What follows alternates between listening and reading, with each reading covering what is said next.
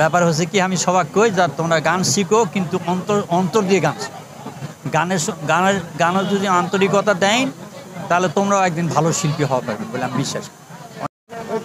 আজকে আমরা জয়পুরহাট জেলার সেরাকণ্ঠের 10 জন শিল্পীর গান শুনছি এবং বিচার কার্য করতেছি, এর ভিতরে ইন্টারভিউ দিচ্ছি।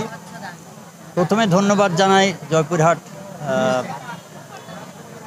জেলার প্রশাসক সহ তার সঙ্গে যারা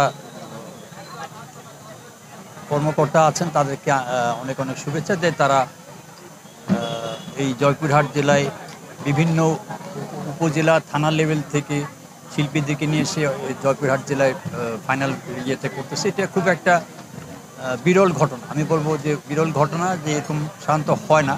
তারপরে যে এর ভিতরে যে হয় নাই, আমি ব্যক্তিগতভাবে একটা জানি যে নওগাঁতে কিছুদিন আগে হয়েছিল।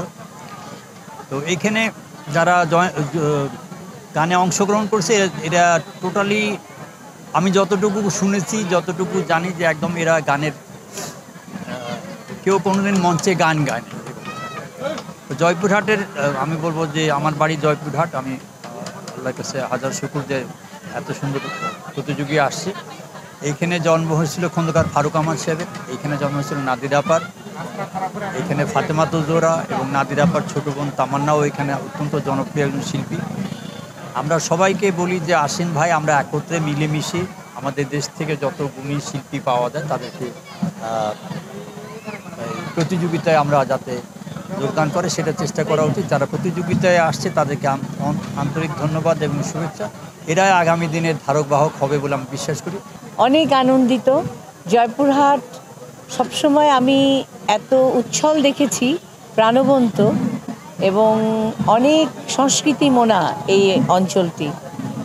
তো আমার ভালো লাগে এবং আজকের যে আয়োজন, আজকে এই গালা রাউন্ডে আমরা যে জাজ হয়ে এসেছি, 10 জন এসেছে এই প্রতিযোগিতায়।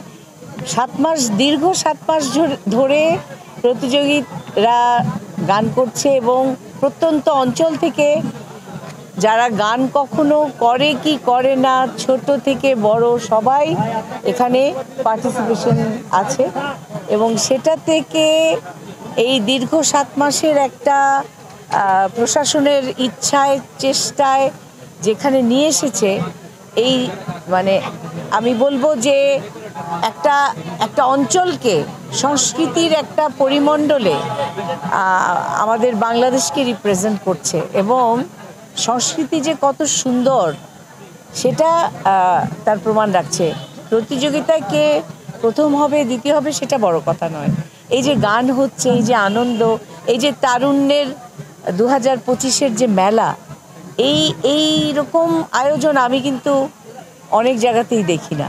তা আমার খুব ভালো লাগছে যে এই প্রতিযোগিতার মাধ্যমে যারা গান গাইছে এবং আর যারা দেখছে, সামনের বার হয়তো আরও বেশি সুন্দর করে অনেকে এগিয়ে আসবে।